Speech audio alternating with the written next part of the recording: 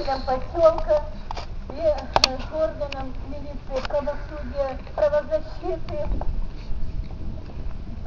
Я хочу, чтобы все меня услышали.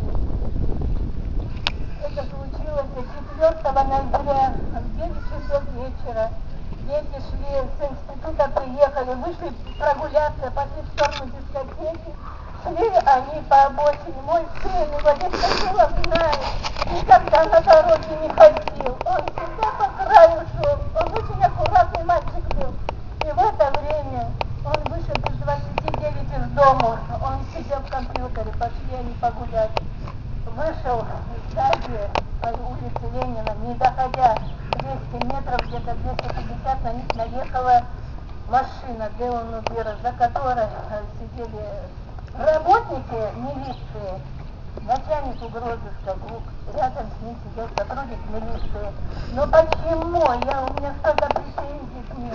Почему они мне не сообщили? Мне сообщили, когда уже ребенок в больнице, прошло час после аварии, а когда должны были сразу сообщить, я мать, может быть, если бы они его не тронули, может быть, я его и спасла своими молитвами, я бы пришла туда на место трагедии, он еще живой был, они его схватили и заломили, 1,80 м ростом, они его всунули на заднее сиденье другу Артему на колени.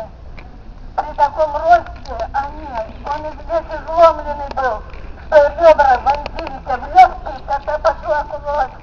Можно было бы спасти, если бы не тронули. Скорая выехала, экстренно, скорая подъехала, объехала дом культуры, все, вернулась, нашла ботинок на дороге. Сзади шла молодежь, спереди шла молодежь на дискотеку. Рядом со всем еще обогнали этих девочки шли, свидетели были. Поэтому милиция боялась, что их узнают. Они схватили, увезли. Звонили они не со своего телефона, они звонили с телефона Артема. Взяли, и то он кричал, скорую вызовите, он кидался к Дему туда-сюда, они вызвали его скорую.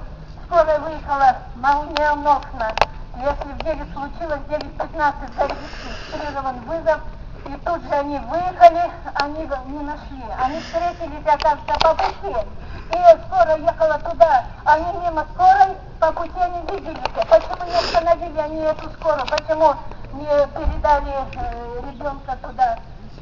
Привезли на скорую, его уже был труп, потому что врачи, мне когда сообщили, что Галина Владимировна сообщила, наши дети попали в приемный покой, скорее выходи, приезжай.